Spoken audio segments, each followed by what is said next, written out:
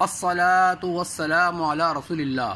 آپ صلی اللہ علیہ وسلم ہم دیکھتے ہیں کہ بہت کم کھانا کھاتے تھے، 3 دن میں 1 دفعہ یا دن میں 1 دفعہ یا دن میں زیادہ سے زیادہ 2 دفعہ۔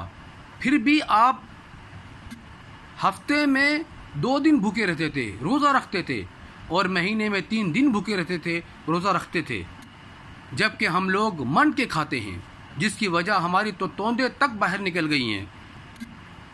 دن میں 6 سے 7 دفعہ کھانا کھاتے ہیں اور مہنگائی کا بھی رونا روتے ہیں، پھر بھی ہم ہفتے میں 2 دن بھوکے نہیں رہ سکتے، یا کم سے کم مہینے میں 3 دن بھوکے نہیں رہ سکتے روزے کی صورت میں۔